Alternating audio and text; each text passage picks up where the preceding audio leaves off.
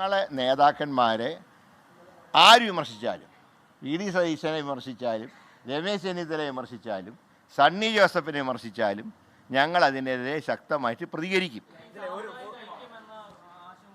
ഏതാ എങ്ങനെ? അല്ല, അത് നല്ല കാര്യമാണെന്ന് ഞങ്ങൾ ഇപ്പോഴും പറയുന്നു.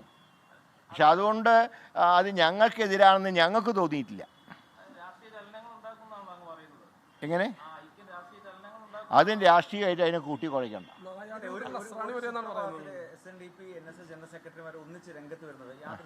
അല്ല, അത് മുമ്പും വന്നിട്ടുണ്ടല്ലോ. അതായിക്കോട്ടെ. ഏതായാലും ക്രിസ്ത്യൻ സമുദായത്തിൻ്റെ കാര്യങ്ങൾ ആ സമുദായ നേതാക്കന്മാർ പറഞ്ഞോളൂ.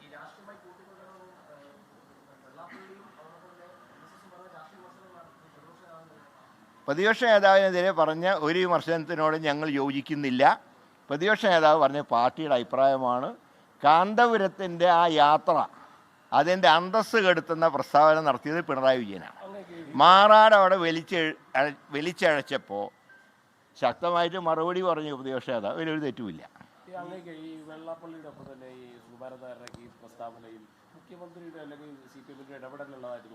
ഇല്ല, ചില ഫോൺ കോളുകൾ വന്നു എന്ന് പത്രത്തിൽ വായിച്ചു. അതല്ലാതെ മറ്റൊന്നും ഞങ്ങൾക്ക് തോന്നിയിട്ടില്ല.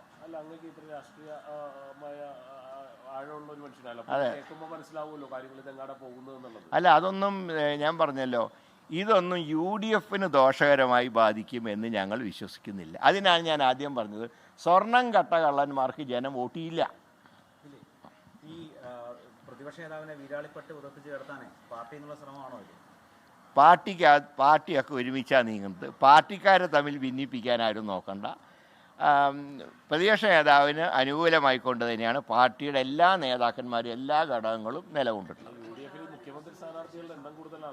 ഇവിടെ ഞാൻ പറയാം, ഭൂരിപക്ഷ MLA-മാരുടെ പിന്തുണയും ഹൈക്കമാൻഡിൻ്റെ തീരുമാനവുമാണ് മുഖ്യമന്ത്രിയെ തീരുമാനിക്കുക.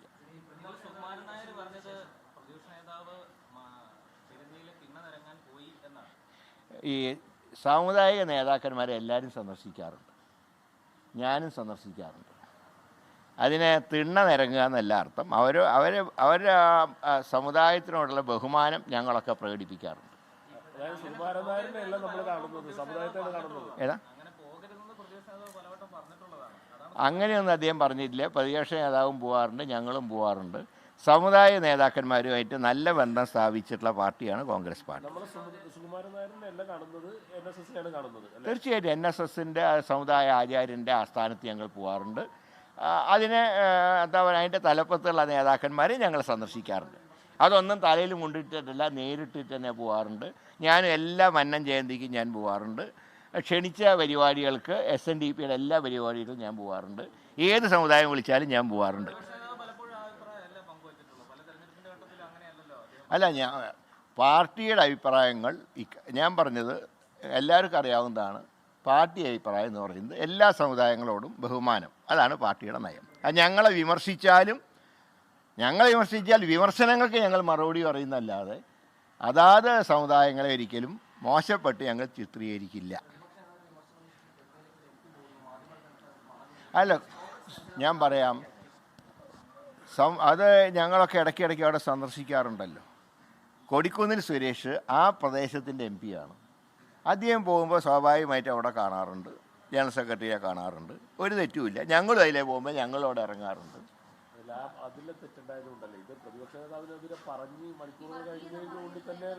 എങ്ങനെ?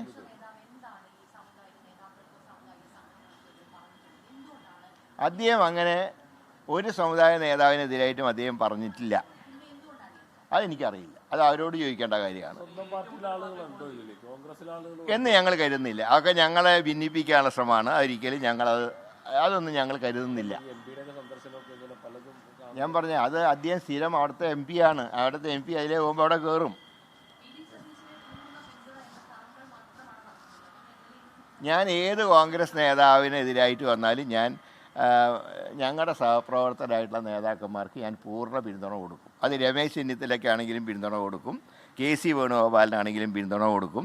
ഏത് നേതാവിനും ഞാൻ പിന്തുണ കൊടുക്കാറുണ്ട്. എന്തെങ്കിലും തെറ്റുകൾ അവർക്ക് പറ്റിയിട്ടുണ്ടെങ്കിൽ ഞാൻ അവരോട് പറയാറുണ്ട്. പക്ഷേ ഒരു പരസ്യ പ്രതികരണം ഞാൻ നടത്താറില്ല. ആരും ഉള്ളിൽ ചിരിക്കുന്നതെന്ന് ഞാൻ വിചാരിക്കുന്നില്ല. പാർട്ടി UDF ജയിച്ചു വരണമെന്നാണ് ഞങ്ങളുടെയൊക്കെ ആഗ്രഹം. അങ്ങനെ UDF ജയിച്ചു വന്നാൽ ഞങ്ങളെല്ലാവരും ചിരിക്കും. ലോകത്തെവിടെയായാലും ഏത് സമയത്തും 24 വാർത്തകളും ഓഗ്മെന്റഡ് റിയാലിറ്റി പാക്കേജുകളും എക്സ്പ്ലെയിനറുകളും വിശദമായി കാണാൻ ഞങ്ങളുടെ യൂട്യൂബ് ചാനൽ നിങ്ങൾക്ക് സബ്സ്ക്രൈബ് ചെയ്യാം.